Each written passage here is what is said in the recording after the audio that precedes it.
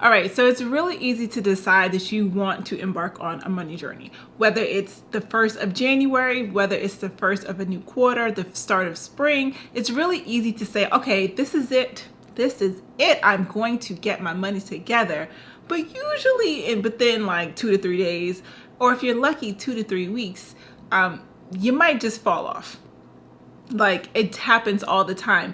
People lose motivation really, really quickly when it comes to money. So what exactly do you do to stay motivated? Well, you're in luck, because today I'm going to be sharing with you 7 tips on how to stay motivated on your money journey.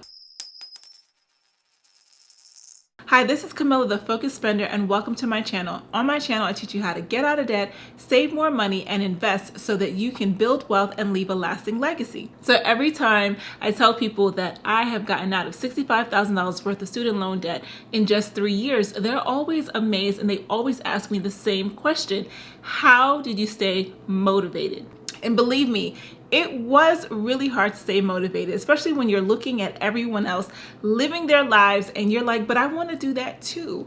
I want to do that too. So I had to play a lot of mental gymnastics to make sure that I stayed focused and that I did not get distracted by the naysayers. So today I'm going to be giving you my 7 tips that really help me stay focused along my money journey. So tip number 1 is to set realistic goals. You don't want to say, well, I just want to get out of debt, or I have $100,000 worth of debt and I want to get rid of it this year. What do you do for a living that you can just get out of $100,000 worth of debt in 1 year? Whatever it is, if that's realistic for you, well, fine. But for the average person, that's not realistic. So you really have to break down your debt, or whatever the goal is, into realistic pieces. Let's say you have $10,000 worth of credit card debt. Well, you could say, I want to break this up into 5 chunks of $2,000 each. How quickly can I pay off $2,000? Do I need 3 months? Do I need 6 months? How much time do I need to pay it off? So let's say you decided with the number 4 months, because that's easy. So you say, I have $2,000 of debt. I'm going to get rid of it in 4 months. 2,000 divided by 4, $500. Is $500 a month realistic for you? So if it is, well, then that's the goal that you're going to go with, and then you're going to pay off $500 every month for the next 4 months, and then boom, you've gotten rid of $2,000 worth of debt, and all of a sudden your $10,000 in debt has now moved down to $8,000 in debt. So tip number 2 is to create a flexible budget that allows for some fun. So yes, I did say that you do need to create a budget when you're on your money journey, because you need to focus your money in a way that's going to help you reach your goals. But when you're creating that budget, you also want to allow yourself to have a bit of fun. So let's say you typically spend like $500-$600 every single month just hanging out with your friends, going out to dinner, going out to brunch, whatever it is.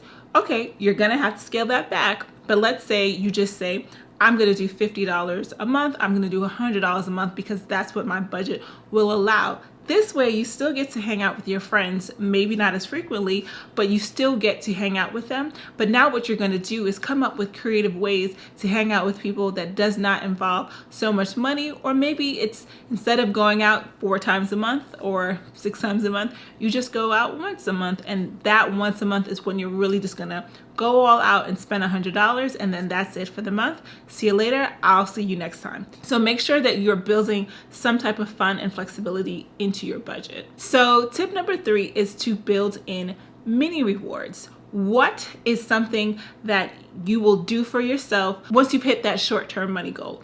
Maybe you are someone that used to travel all the time, and that's why your credit card has just blown up. Well, instead of saying, okay, I'm just going to travel to Mexico and Colombia and Panama, wherever, every single month, maybe, after you hit that first goal, you're going to do something like a mini staycation, where you're just going to go somewhere local, spend the night in an Airbnb, someplace that allows you to have some fun, but you're not spending as much money. But it's going to be your reward for achieving that milestone.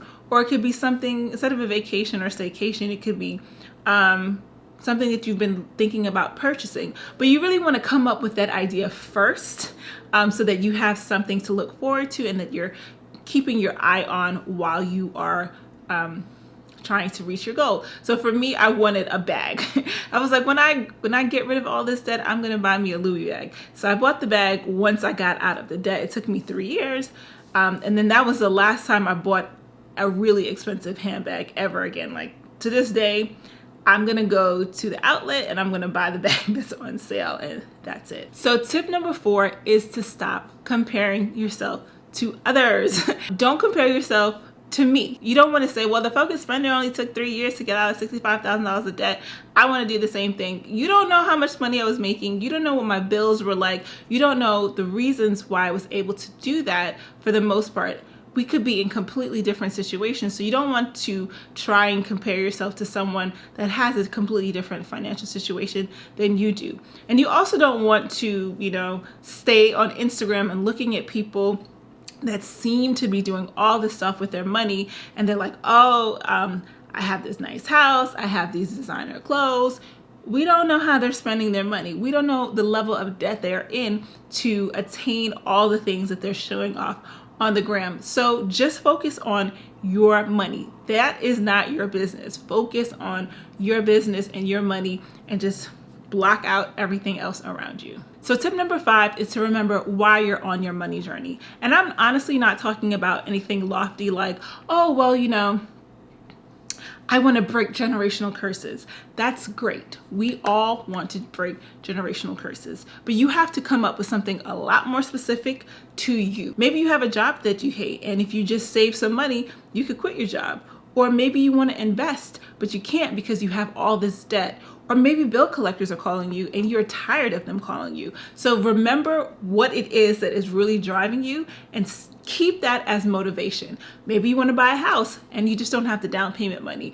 And so that is your motivation. Come up with something that's close to you as your why to help you stay focused on your money journey. So tip number 6 is to think about who you're discussing your money journey with. Everyone is not going to be your cheerleader. You're going to have some naysayers. You're going to have people that doubt their own abilities, and so they cannot see how you are going to attain your goals. And they're going to try and dissuade you. Like you are living now on a budget. You're really focused on your money, and they're like, forget your budget. Let's go to Japan. Let's go to this bottomless mimosa brunch and spend however much money. Get those people away from you. Get those people away from you. Surround yourself with people who are going to cheerlead you, who are going to provide you, motivation, who are going to, give you tips and strategies to help you. Maybe they're also on their own money journey, or maybe they've already gotten through their money journey, but those people are going to be the ones that are really going to help you. And just stop telling your business to everybody, especially those people who are not going to help you. And tip number 7 is basically, if and when you fall off, it's okay. Just pick up wherever you left off. There definitely were times when I was getting out of my debt where there was a month where I'm like, I just cannot pay this bill. I don't want to. I want to spend the money on something else. And maybe for that month, I just spent the money on something else. And then the following month, I just got back on track. Maybe I doubled up. Maybe I added a little bit of extra to make up for what I did the previous month. At some point, you're going to just get tired of it all, and you're going to want to do other things. And it's okay as long as you keep it very minimal and get right back on track. Now, if you want even more strategies on how you can save and invest more money, please be sure to download my free guide, The 5 Payday Mistakes That Are Keeping You from Growing Your Saving and Investment Accounts. And I have that linked in the description box below. I hope you enjoyed this video, and I will see you next time. Thanks. Bye-bye.